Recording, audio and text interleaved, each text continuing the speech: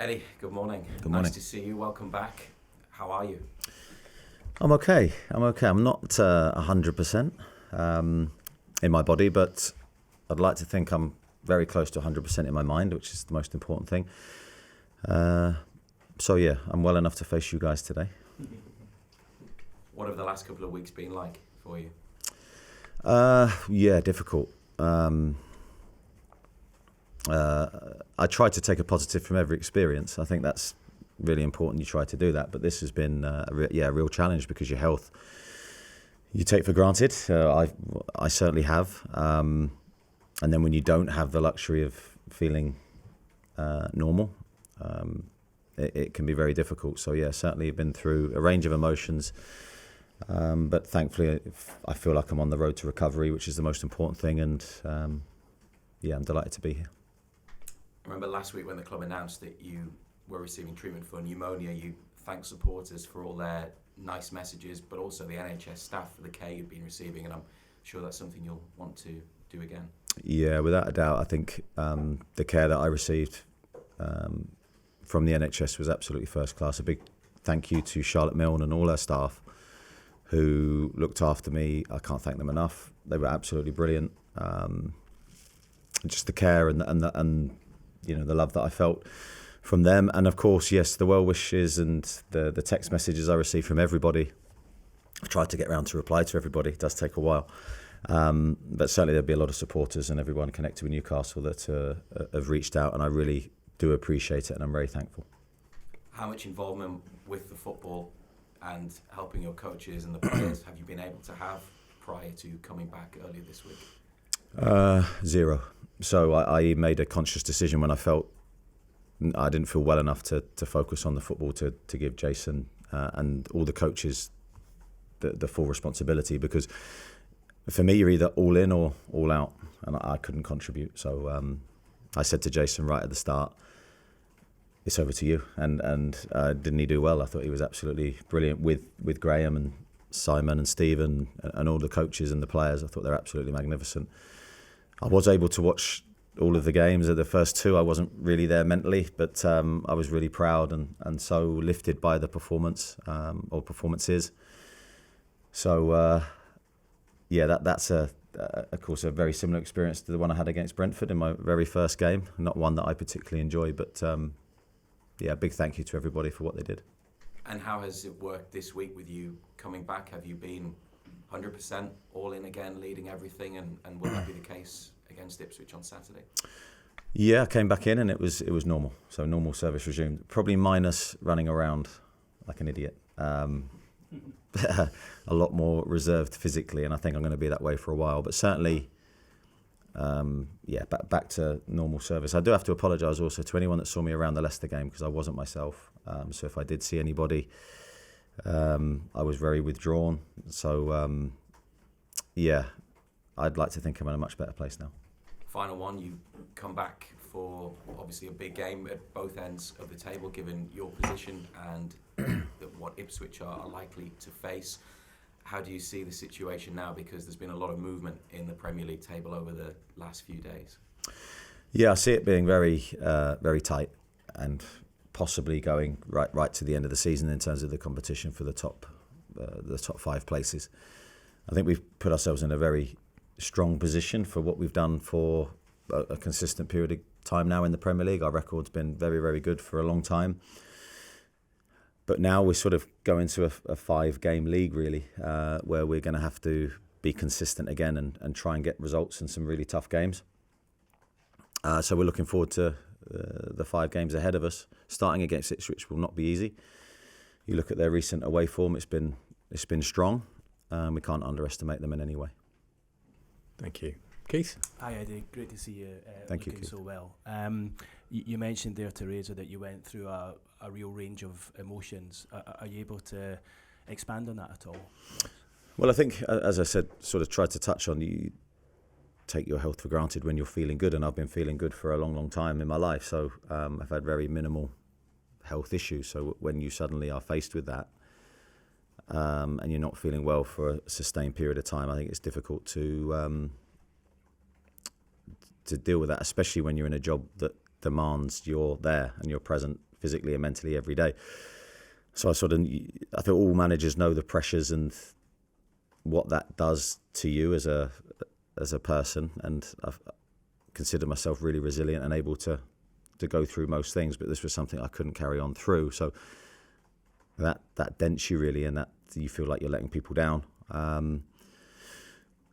So I had to accept that, and you have to sort of go to a period then we have to really focus on trying small steps to get better, to get back to full health, and that's what I'm trying to do now. When you got admitted into hospital 2 weeks ago today, did you get a bit of a fright? Was it quite a scary time? Well, it was in the respect that I felt really bad, but I didn't know how bad. I'm one of those people, probably like most men, that you sort of go through everything. You don't necessarily then offer yourself to doctors and people because you think I'll be okay in a couple of days. I'll fight through it. And I'm sort of very much in the mindset of that. I'll go through anything until you can't. So I was very thankful that the doctor here, Paul Catterson, acted quickly, because without that quick intervention, then possibly it could have had a different outcome. So, and then I was treated really well in hospital, and thankfully now through the worst of it. And I guess knowing you probably worry about your family as much as anything else. You probably didn't worry about yourself in that situation. Yeah, well, I have to say, I think that brings a sharper focus to what's important in your life, and then you sort of narrow down all my family and friends that looked after me in this period. Again, it just brings clarity to everything. What the people that really care about you and will be there for you in any moment. And for all of us, I think in life, you can't take those people for granted, and you have to show your thanks and express great gratitude to the people that did look after me, and I'm very grateful to them. And you mentioned a moment ago watching the first two matches against Man United and Crystal Palace.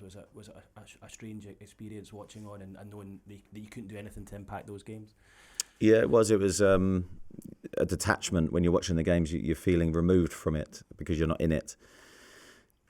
Probably see things clearer, I think, when you are removed. So, but those first two games, I was watching and I was involved, but I wasn't feeling well enough to probably enjoy the performances. But a big thank you to the players, because they gave everything in those two games to get two massive wins for us. And as I say, the staff behaved and acted absolutely brilliant. So real tribute to them. And now I'm back. I hope I can add something to the group as we go into the last 5 games. And as much as Jason will be happy to see you back and to help out, etc., he'll be pleased he's not doing any more of these. No, I think he loved it. I was almost contemplating letting him do it again, but no, I think he did absolutely brilliantly, and I'm very lucky to have him. Thank you. Andy? Morning, Eddie. Fantastic to see you back. We know with you how much you love the routine, how much you love your job. How difficult was it being out of that routine, given everything that was taking place for you, not just from a physical perspective, but from a mental perspective as well? Yeah, I think routine's key, I think, in your life. I think if you have good routines and they work for you and they help you, then there's nothing better. Those habits for me, formed a successful time in my life. So I think whenever then you're knocked out of that into a different experience, it can be difficult. But I think to learn from it, and I think when I come back to work, it's learning from everything, and it's appreciating now being able to come into work and being well enough to execute what I need to do. Certainly not going to take that for granted again, and just try and live. I live a healthy lifestyle anyway, but try and live as healthy lifestyle as I can. After an experience like that, where you do have a health scare like that, do you feel like you're in a different space mentally now to where you were 3 or 4 weeks ago? Not with regards to football, but with regards to life in general. Yeah, I think you see it through different eyes in that moment. And I think the important thing is not to forget how you saw things in that moment, because I think it just brings everything, the basics, back into focus of what life is all about. And I'm in a very privileged position. I'm in a fantastic job that I absolutely love, and with people I love working with. And it's trying to make the most of that time in my life, and that's what I plan to do.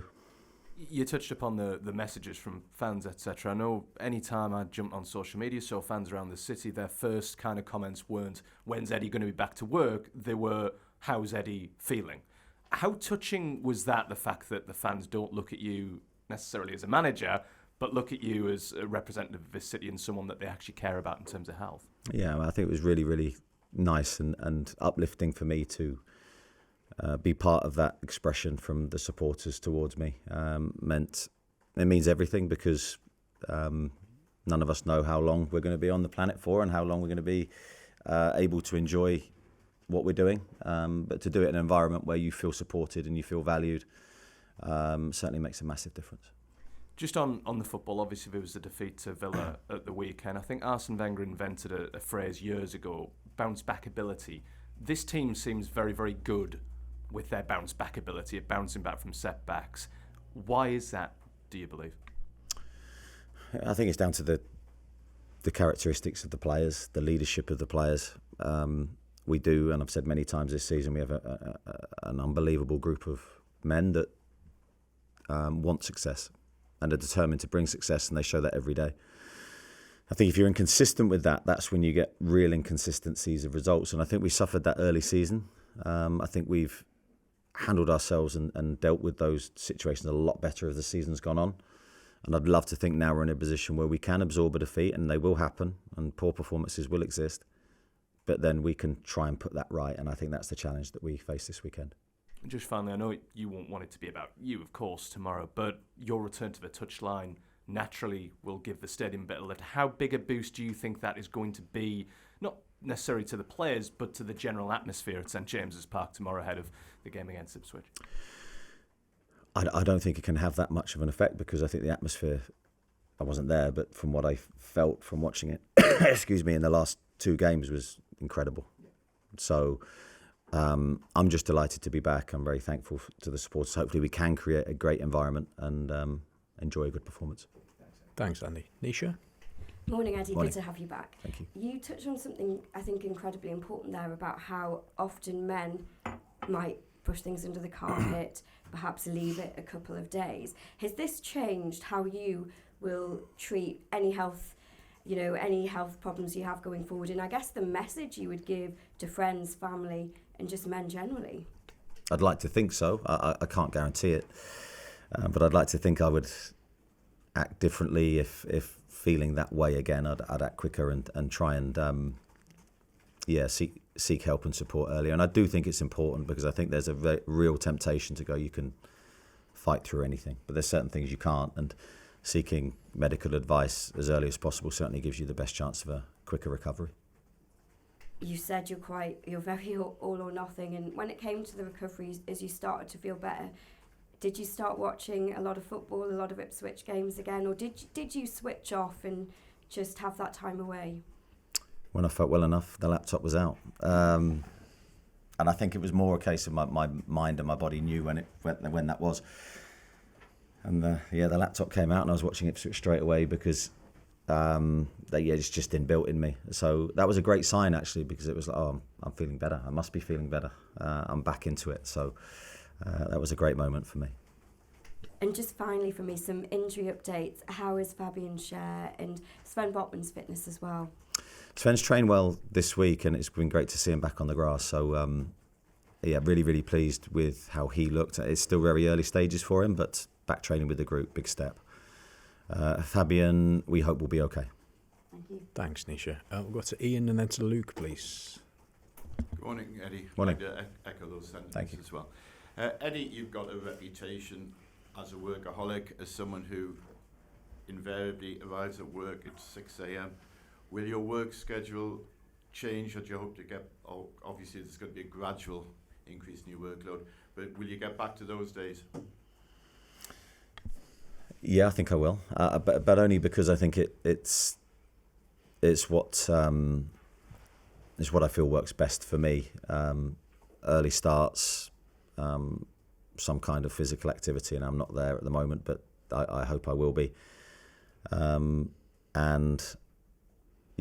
don't envisage too much changing, but what I do envisage hopefully changing from my perspective is just a little bit more care towards myself, a little bit more thought to what I'm doing.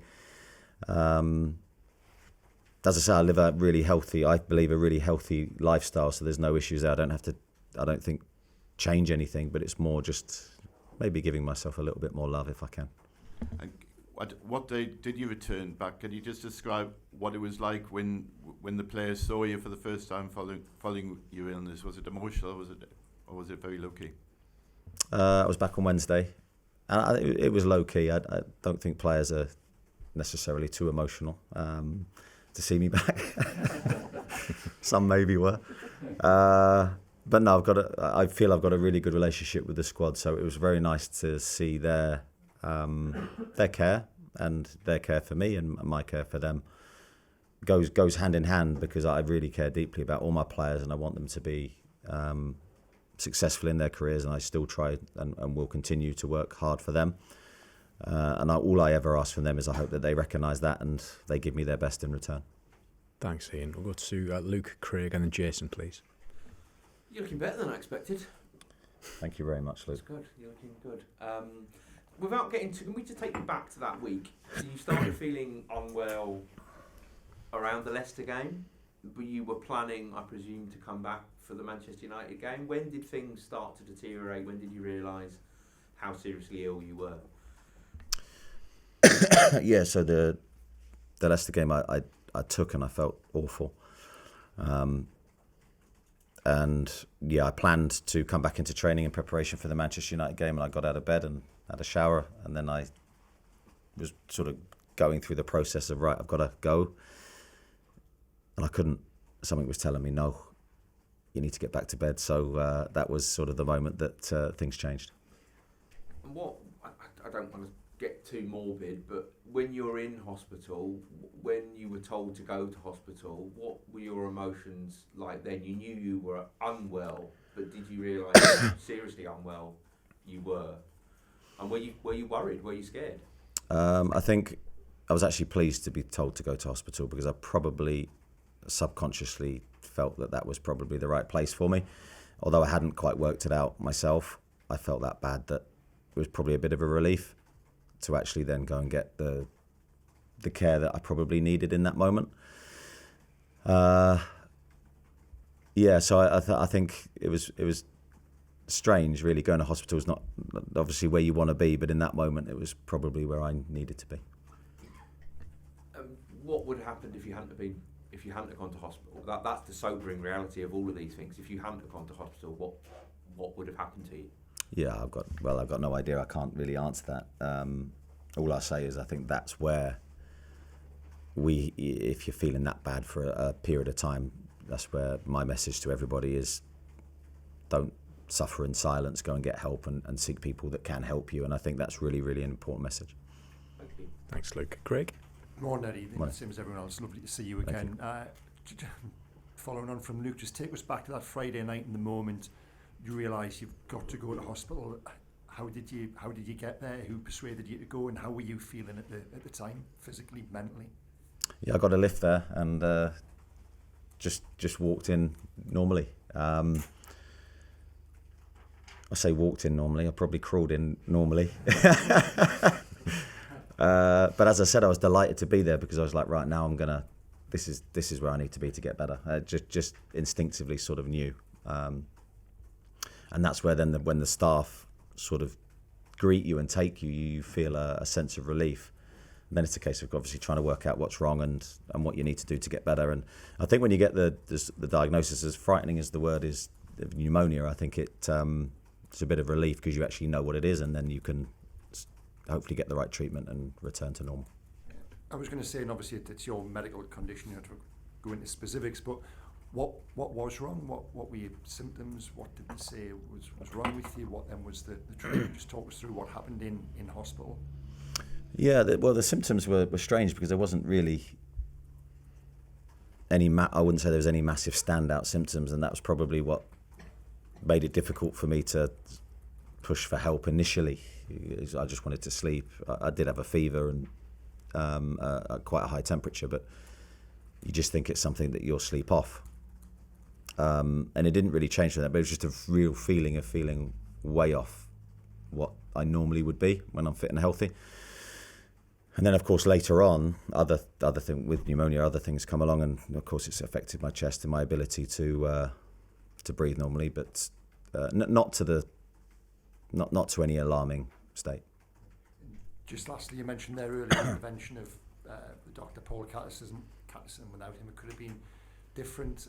Can you sort of expand on that? What did Paul say, and how important was it for someone of that medical professional status to say that to you at that time?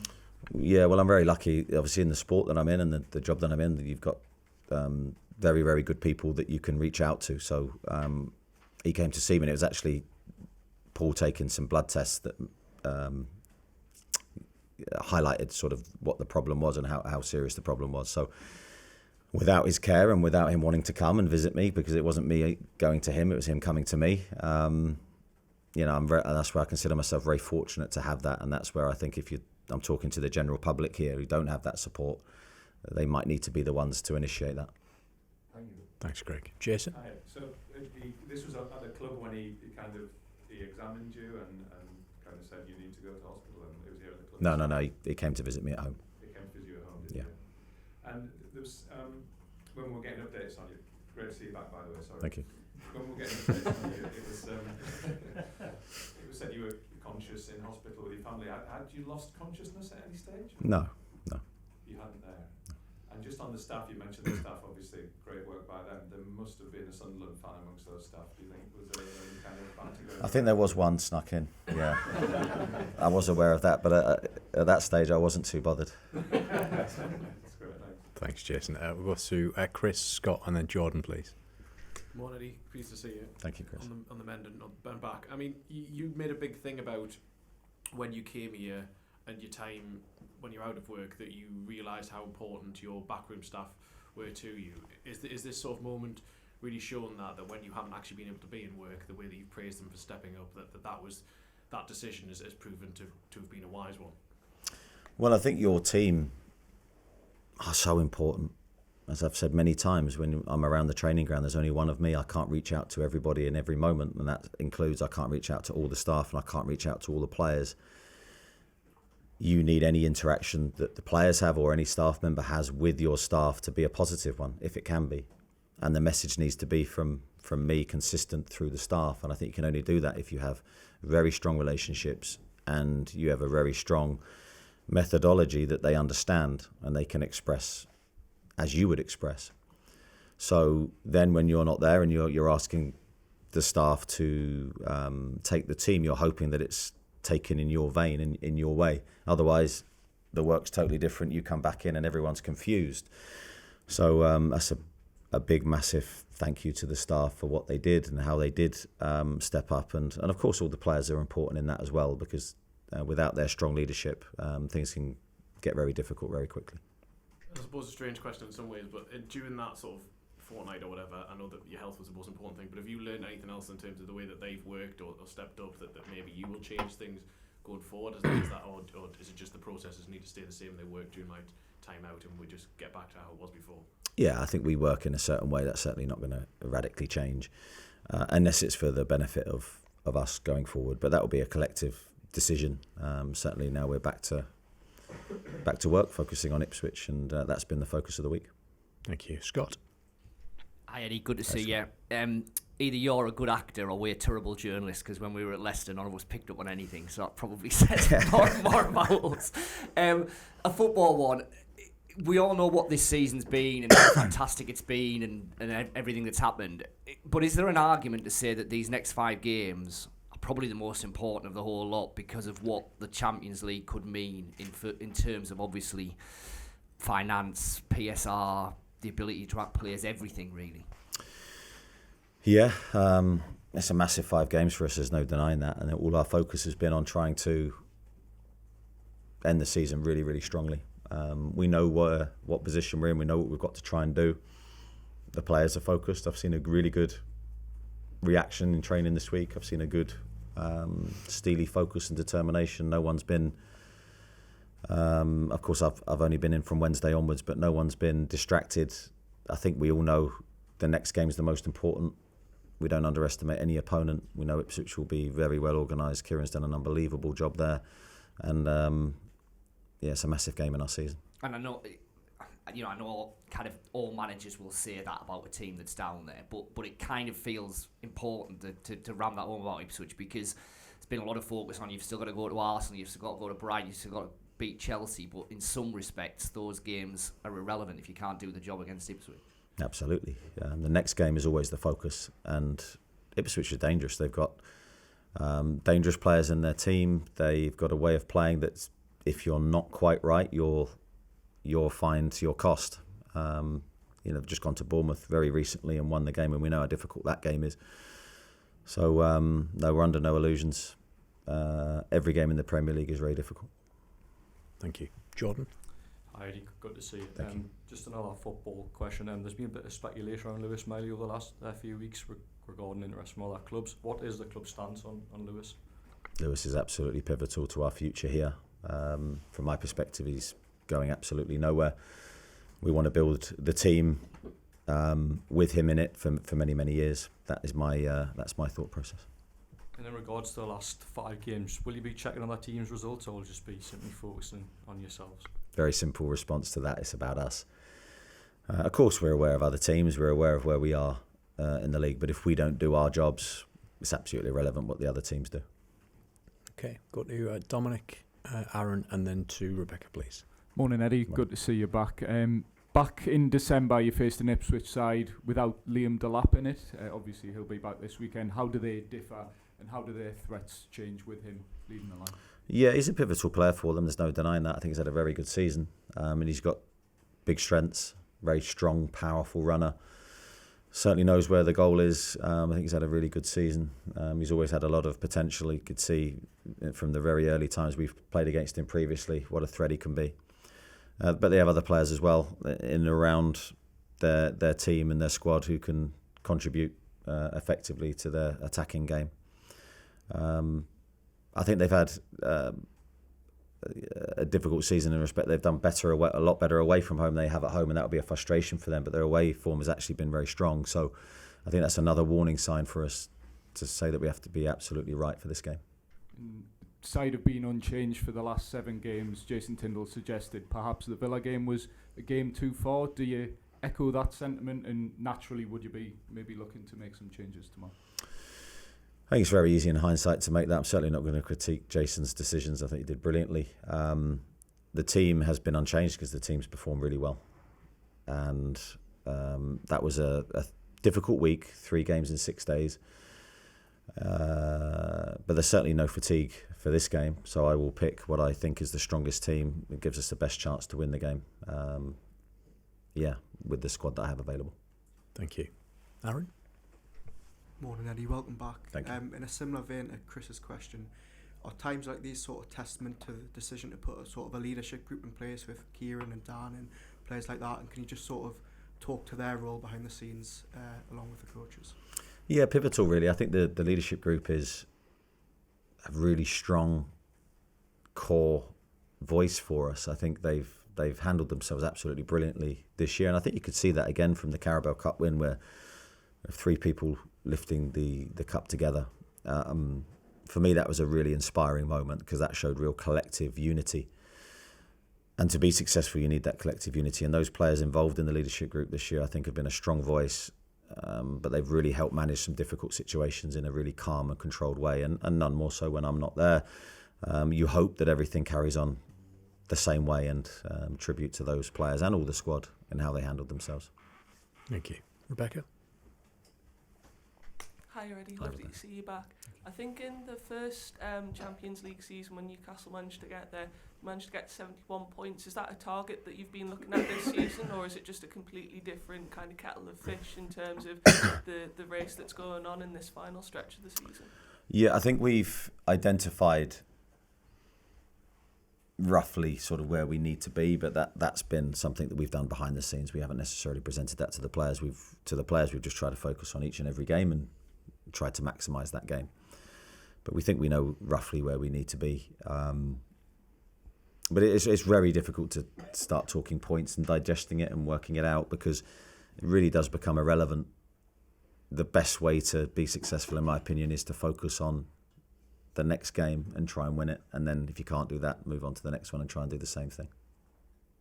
And just with that, April's been quite a congested month, and obviously, you know, I think it was mentioned before, Jason said it was maybe one half too many, sorry, for the players. Are you kind of looking forward now to this final stretch? It's like a game a week almost. Is that good for the players and for yourself in terms of preparation?